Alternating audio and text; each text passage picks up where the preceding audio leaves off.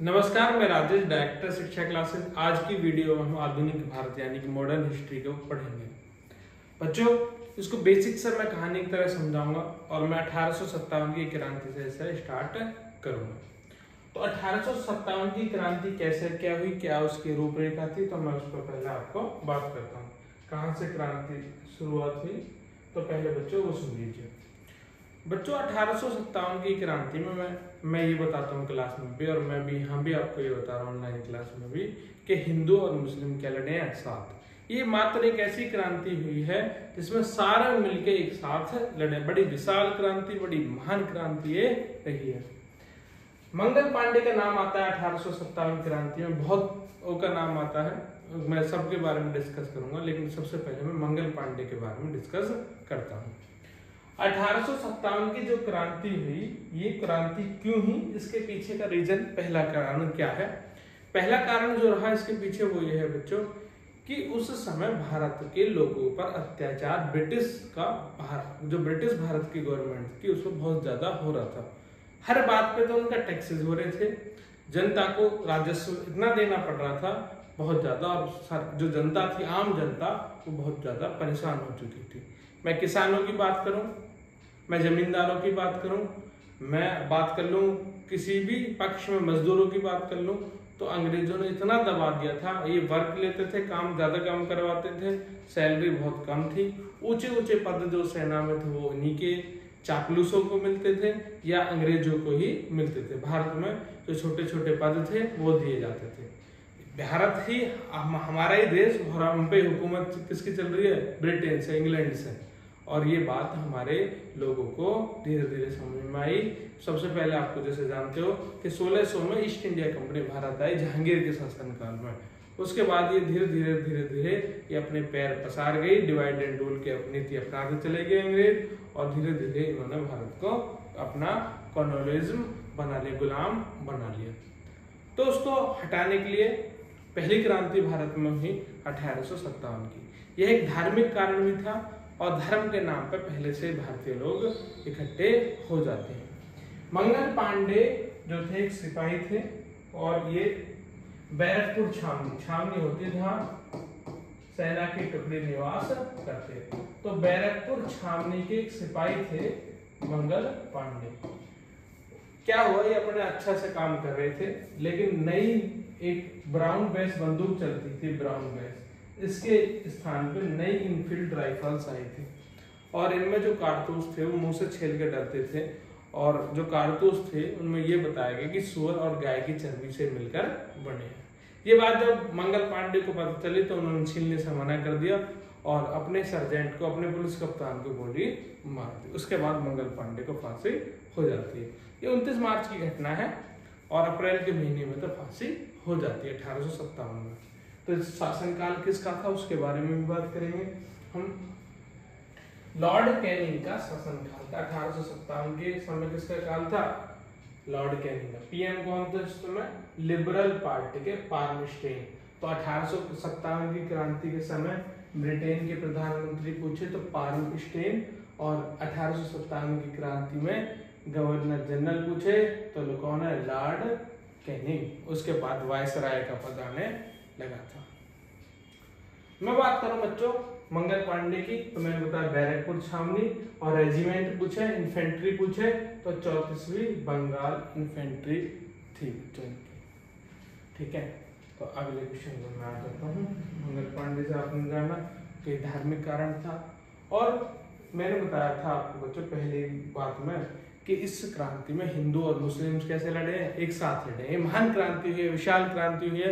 यदि अंग्रेज इतिहासकार ये तक कहते हैं यदि क्रांति कुछ दिन और रुक जाती तो अंग्रेजों को भगने का मौका तक भारत से नहीं मिलता। तो सुनना बच्चों कौन कौन कहां से लड़ा है। तो इस क्रांति में दिल्ली से बहादुर शाह जफर द्वितीय, कानपुर से नाना साहब तात्या टोपे कानपुर से लड़े हैं, लखनऊ से बेगम हजरत महल, लखनऊ से, तो स्क्रीनशॉट लेते चलना बच्चों, लिखते चलना। तो लखनऊ से बेगम हजरत महल, कानपुर से नाना साहब तात्या टोपे, दिल्ली से बहादुर शाह। आपसे मैं तात्या टोपे का असली नाम भी पूछूंगा यहाँ पे, तो तात्या टोपे का और नाम क्या है मुझे कमेंट बॉक्स में जरूर बताना बच्चों आप। अगला क्वेश्चन आया है यहाँ से, ये बच्चों पेट की परीक्षा के लिए भी जरूरी है। ये जो मैं आपको पढ़ा रहा हूँ ये पेट की परीक्षा में भी आएगा, ये दिल्ली पुलिस, ये यूपी पुलिस जैसी विभिन्न परीक्षाओं के लिए जरूरी है। मैं 1857 से और आज तक के भारत के बारे में जिक्र करता रहूंगा। ये 5-7 वीडियो आएंगे बच्चों, एक 1857 से पहले, जो 1857 से 1947 तक के बीच में 3 वीडियो रहेंगे, उसके बाद 3 वीडियो 1947 तक से 2023 के भारत के बारे में रहेंगी। सारी चीजें मैं कवर करूंगा इसमें। झांसी से रानी लक्ष्मीबाई, इलाहाबाद से लियाकत अली, बरेली से खान बहादुर खान, फैजाबाद से मौलवी अहमद उल्लाह, तो ये लड़े हैं, तो एक साथ लड़े हैं ये, तो ये आप लिख लीजिए। आप स्क्रीनशॉट भी ले सकते हैं और अपनी कॉपी में लिख लीजिए। तो मैंने कहा जैसे बच्चों 1857 की क्रांति में सभी एक साथ लड़े हैं, लेकिन ये क्रांति असफल भी रही। ये इस क्रांति की शुरुआत 10 मई को मेरठ से हुई थी। आपसे पूछे तो कहां से हुई थी? 10 मई को क्रांति की शुरुआत हुई, और कहां पर से हुई? मेरठ से। तो मेरठ से इसकी क्रांति की शुरुआत मानी जाती है। पैदल चले थे लोग, वहां से शुरुआत हुई, लेकिन उस समय इतना कम्युनिकेशन का माध्यम नहीं था। अमीर वर्ग जो था वो ब्रिटेन, जो ब्रिटिश भारत था उसका गुलाम हुआ था। बड़े बड़े जमींदारों ने ये आंदोलन दबाया, और उसके कारण जो कम्युनिकेशन का माध्यम था वो सही से नहीं हो पाया, संचार का माध्यम, तो बहुत सारे कारण रहे, तो ये आंदोलन दब गया एंड में। लेकिन अंग्रेजों को इतना समझ में आ गया कि आगे जो हिंदू और मुस्लिम एक साथ लड़े तो यह हमको भगने का मौका तक नहीं देंगे। तो अब इन्होंने हिंदू और मुस्लिम के बीच में भी दीवार डालनी शुरू कर दी है। मैं इस वीडियो में दादा भाई नेहरू जी की बात करूंगा, ठीक है बच्चों। दादा भाई नेहरू जी के बारे में जितना पढ़ा जाए उतना कम है, इनको शब्दों में समझना बड़ा मुश्किल है, लेकिन जब भी प्रयास करेंगे हम। दादा भाई नेहरू जी उस समय हाउस ऑफ कॉमन्स, जैसे पार्लियामेंट होता है ऐसी उस समय हाउस ऑफ कॉमन्स हुआ करता था ब्रिटेन का, उसमें लिबरल पार्टी से चुनाव जीते, और चुनाव जीत के बच्चों वहां की संसद में पहुंचे। पहुंचने के बाद गुलामी का रास्ता नहीं अपनाया। ऐसा नहीं कि अभी जीतने के बाद उनकी ही मनमानी करने लगे, उनकी ही बातें करने लगे, नहीं, भारतीय के पक्ष में बात करी है। भारतीय सुधार समिति की बात इन्होंने करी है, और भारतीय सुधार समिति के जनक भी कौन कहा जाता है? दादा भाई नेहरू। लिख दे भारतीय सुधार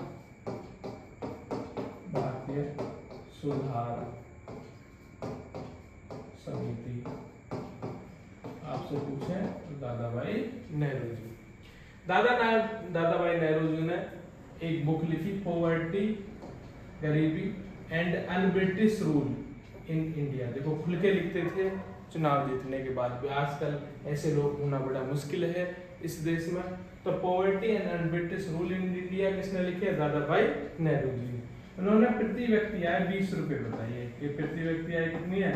20 रुपए। इस अपनी किताब में पहली बार प्रति व्यक्ति आय को निकाला किसने? दादा भाई नेहरू जी ने। इनकम पर, इकोनॉमिक्स पर पहली बार किसी भारतीय ने बात करी तो वो करी दादा भाई नेहरू जी ने।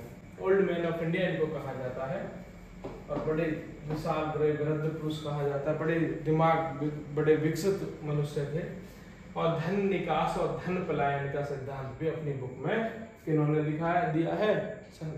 किन्होंने दिया? दादा भाई नेहरू जी ने दिया है। तो दादा भाई नेहरू जी ने बहुत काम किया है देश की आजादी के लिए, समझाया है लोगों को, प्रेरित किया है आंदोलन करने के लिए, और अपनी बात को उठाया है। तो आप दादा भाई नेहरू जी के बारे में जरूर जाने, जरूर पढ़ें। अगला है बच्चों, मैं 1885 में कांग्रेस की स्थापना हुई, और कांग्रेस की स्थापना के पीछे अंग्रेजों की ये नीति बताई जाती है, पॉलिसी बताई जाती है कि भारत के लोग कभी इधर से लड़ रहे हैं, कभी इसके लिए गुस्सा कर रहे हैं, कभी इसके लिए गुस्सा कर रहे हैं, कभी ये बात इनके हित के लिए नहीं है, कभी ये बोलते हैं ये बात हमारे हित में नहीं है। तो इन्होंने कहा एक काम करो, आप एक कमेटी बना लो, एक पार्टी बना लो, उसके जरिए आप आओ, हमसे मिलो, हम मुद्दों को सुलझाने का काम करेंगे। उनको लगता था कि हम ऐसी पार्टी बना लेंगे भारतीय कि आपस में लड़ बैठेंगे उसमें, और लड़ बैठेंगे, उसके बाद क्या होगा कि हम इसको ज्यादा से ज्यादा खरीद लेंगे इस पार्टी के लोगों को। और अपनी राय मनवाते रहेंगे। इनका ये उद्देश्य था, लेकिन ऐसा किया नहीं है कांग्रेस ने। बाद में 2 साल बाद ही कांग्रेस से नाराज होना स्टार्ट हो गया है। कांग्रेस प्रेशराइज करना कांग्रेस को स्टार्ट इन्होंने कर दिया है। तो 1885 में ईओ हुम नामक अंग्रेज ने इसकी स्थापना करी और इसको हर्मिट ऑफ शिमला के नाम से जाना जाता है।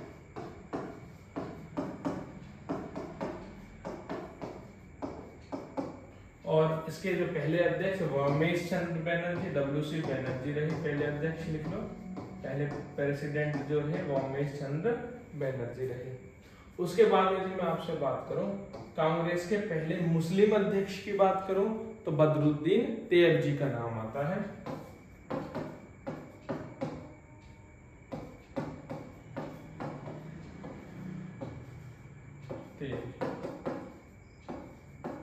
पहले मुस्लिम अध्यक्ष बदरुद्दीन तैयबजी, पहले अध्यक्ष WC बैनर्जी, और जिन्होंने स्थापना करी वो क्या है, ईओ हुम। तो लिख लेना इनके आगे स्थापना, इनके आगे पहले अध्यक्ष, इनके आगे पहले मुस्लिम अध्यक्ष।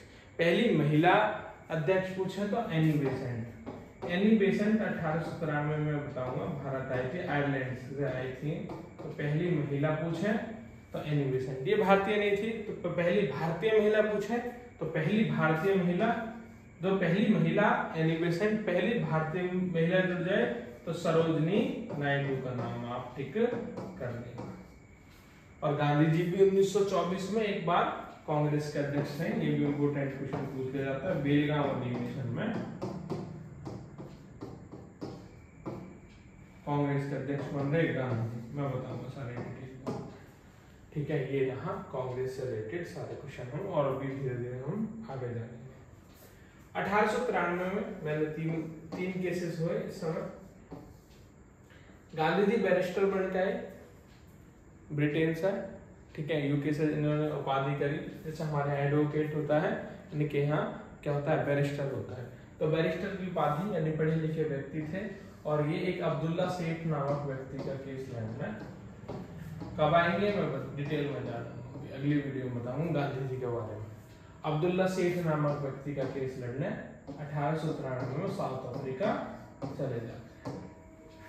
उसके बाद अगली 1893 में ही स्वामी विवेकानंद, जिनके बचपन का नाम नरेंद्र नाथ था, स्वामी विवेकानंद यानी नरेंद्र नाथ शिकागो सम्मेलन में जाते हैं और वहां अपना प्रसिद्ध भाषण जो भाइयों और बहनों से मेरे अमेरिकन भाइयों और बहनों से स्टार्ट करते हैं। ये आध्यात्मिक के ऊपर विचार रखते हैं और सभी इनके क्या हो जाते हैं, इनके विचारों के मंत्रमुग्ध हो जाते हैं और सभी इनके विचारों से प्रेरित हो जाते हैं। इनसे पहले भारतीय जो पृष्ठभूमि और भारत देश की जो मुख्य इमेज वहां पर बनी हुई थी, इनको भारत को सपेरों का देश कहते थे कि अंधविश्वास वाला देश है, टेक्नोलॉजी में वाला देश है। टेक्नोलॉजी है नहीं, इसमें टेक्नोलॉजी बिल्कुल नामात्र के लिए भी नहीं है और भारत के बारे में बुरा बुरा कहा जाता था और अध्यात्म पर विचार ही भारत के कुछ नहीं थे, ऐसा समझा जाता था। तो नरेंद्र नाथ यानी कि स्वामी विवेकानंद वहां गए, वेशभूषा देख कर उन्होंने मजाक उड़ाया, लेकिन जब उनके विचारों को सुना तो सारे क्या हो गए, मंत्रमुग्ध। तो शिकागो सम्मेलन में एक खेतड़ी के राजा थे, उन्होंने भेजा था तो शिकागो सम्मेलन में। तो आप कमेंट बॉक्स में बताओगे, लिख लो क्वेश्चन होमवर्क के लिए, किस राजा ने स्वामी विवेकानंद को शिकागो सम्मेलन में भाग लेने के लिए अपनी तरफ से भेजा था। तो नरेंद्र नाथ इनका बचपन का नाम था, इनके गुरु का नाम रामकृष्ण परमहंस। स्वामी विवेकानंद के गुरु थे रामकृष्ण परमहंस। इन्होंने अपने गुरुजी के नाम पर 1897 में एक मिशन की शुरुआत की थी, उसका नाम था रामकृष्ण परमहंस मिशन। ठीक है, कब स्टार्ट करा, 1897 में। तो गुरु पूछे तो रामकृष्ण परमहंस, और रामकृष्ण परमहंस स्टार्ट कब हुआ, 1897 में। ठीक है, और 1893 में ही एक आयरलैंड से, जिसने होम रूल लीग आंदोलन चलाया बाल गंगाधर तिलक के साथ, आयरलैंड से भारत आई, कौन, एनी बेसेंट, जो कांग्रेस की पहली अध्यक्ष भी बनी, महिला अध्यक्ष एनी बेसेंट। उन्होंने भारत की आजादी के लिए काम किया है। तो ये 1893 की सारी घटनाएं। 1905 में बंगाल विभाजन हुआ है। इससे पहले मैं थोड़ा सा आपको बाल गंगाधर तिलक के बारे में बात कर लेता हूँ। तो बाल गंगाधर तिलक के बारे में आपको बच्चों बताऊं, तो मैं इसको मिटा रहा हूँ यहाँ से। बाल गंगाधर तिलक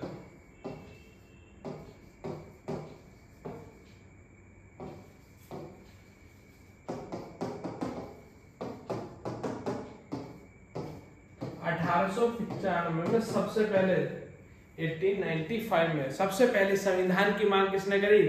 आपसे क्वेश्चन पेपर में आए तो आप किसको टिक कर दोगे? बाल गंगाधर तिलक को। तो सबसे पहले संविधान की मांग किस भारतीय ने करी है? क्या हमें तो अपना अलग संविधान चाहिए, तो वो करिए बाल गंगाधर तिलक ने। तो 1895 बहुत फेमस क्वेश्चन है। इन्होंने मराठी थे भी, ये मराठा से थे, तो मराठा के नाम पे भारतीयों में चेतना जगाई है और साथ के साथ हिंदुओं में ज्यादा चेतना जगाई है राष्ट्रवाद के प्रति। तो राष्ट्र को आजादी दिलवाने के लिए, राष्ट्रवाद की भावना पैदा करने के लिए बाल गंगाधर तिलक ने क्रांति फैलाई है। इन्होंने केसरी पत्र भी लिखा है और केसरी पत्र के जरिए ये भारत के लोगों में राष्ट्रवाद की भावना जगाते रहते थे। तो दूसरा क्वेश्चन है इससे। तीसरा क्वेश्चन उन्होंने गणेश उत्सव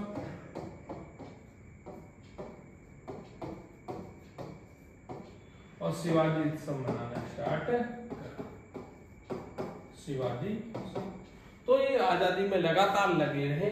इनको भारतीय असंतोष का जनक के रूप में भी जाना जाता है, असंतोष का जनक। तो लगातार लड़ाई में संतोष नहीं था, लगातार लड़ाई में लगे थे। भारतीय संतोष का जनक भी इन्हीं को कहा जाता है। अगली बात मैं आपसे करूं इनके बारे में। इन्होंने होम रूल लीग आंदोलन 1916 में एनी बेसेंट के साथ होम रूल लीग आंदोलन चला है। कौन सा आंदोलन? Home rule league.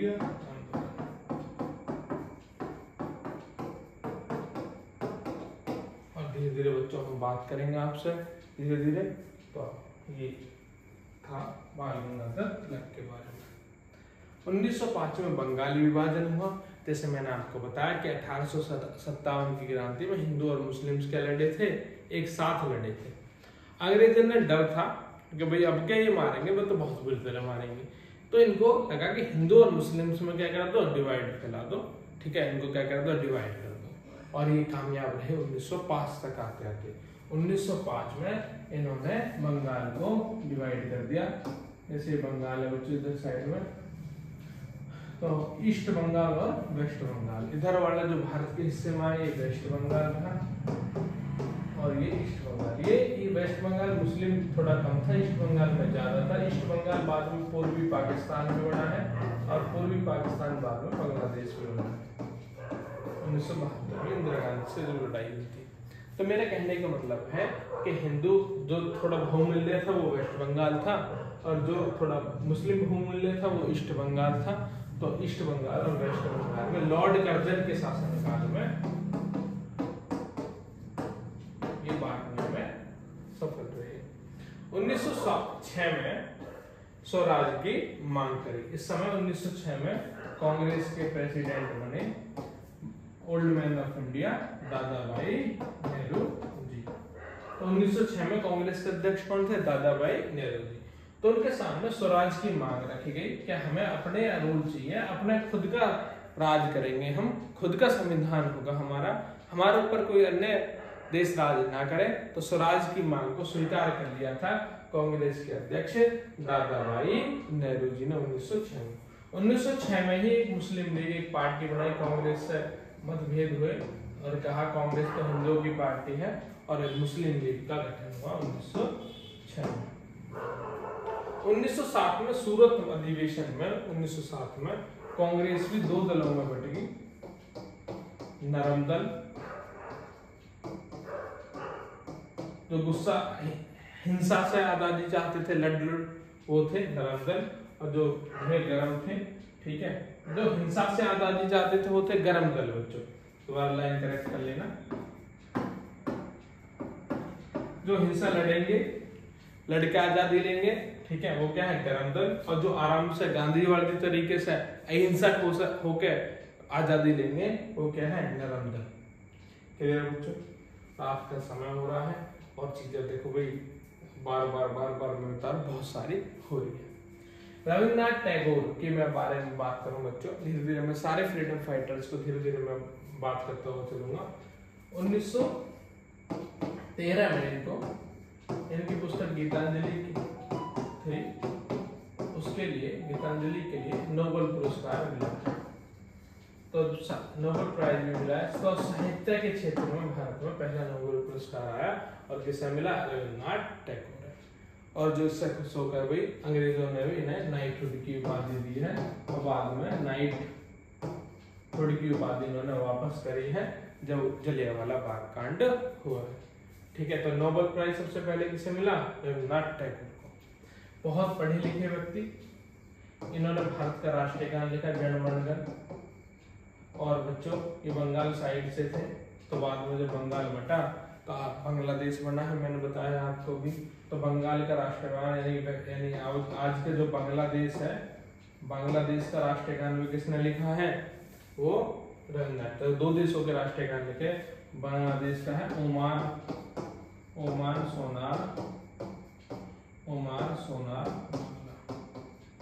Oman Sonar Bangla और राष्ट्रीय गान भारत का। और पहली बार जो नोबेल प्राइज मिला है वो किसको मिला है? रविन्द्रनाथ टैगोर। किस क्षेत्र में मिला है? साहित्य के क्षेत्र में। अगला क्वेश्चन बच्चों, 1908 में खुदीराम बोस और प्रफुल्ल चौकी, दो व्यक्ति थे, प्रफुल्ल चौकी और खुदीराम बोस। इन्होंने ठान ली कि आज हमें जज किंग्सफोर्ड को मारना है। इन्होंने जज किंग्सफोर्ड की हत्या करने का प्रयास किया, लेकिन वह असफल रहा। उसके बाद खुदीराम बोस को पकड़ा गया और फांसी के तख्ते पर झुला दिया गया। तो सबसे कम उम्र में, मात्र 18 साल की उम्र में फांसी के तख्ते पर झूलने वाले यानी सबसे युवा जो आजादी के लिए लड़ा वो था खुदीराम बोस, जो फांसी के तख्ते पर चढ़ा। जज किंग्सफोर्ड को मारने का प्रयत्न था, लेकिन उस समय आई नहीं उस दिन रथ में बैठ के, कोई और उनकी जगह मर जाता है।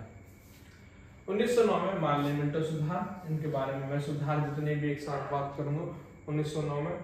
और 1911 में लॉर्ड हार्डिंग के शासनकाल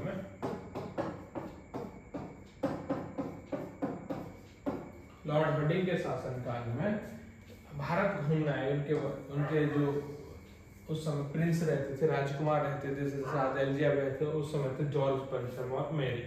ये भारत घूमना है और भारत के लोगों ने उनके सामने मांग रखी, वंदे मातरम के नारे लगाए और बंगाल विभाजन रद्द करो, बंगाल विभाजन रद्द करो।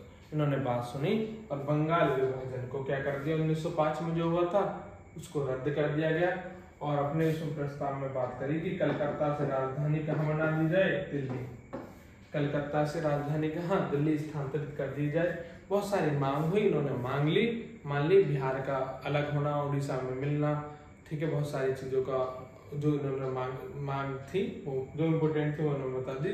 बहुत सारी मांग इन्होंने मान ली थी। तो कलकत्ता से दिल्ली, ठीक है, लॉर्ड हार्डिंग के शासनकाल में। जॉर्ज पंचम एंड मैरी के बारे में मैंने आपको बताया, भारत घूमना है, बंगाल विभाजन रद्द किया, कलकत्ता से राजधानी क्या कर दी? दिल्ली। 11 में करके गए थे, 12 में दिल्ली स्थानांतरित पूर्ण रूप से हो गई थी। तो ये इंपोर्टेंट है बच्चों, चेक करो। ठीक है, आज के लिए इतना ही रखते हैं। ठीक है, बहुत बड़ी वीडियो हो जाएगी, इसको कंप्लीट करो, वीडियो को शेयर करो।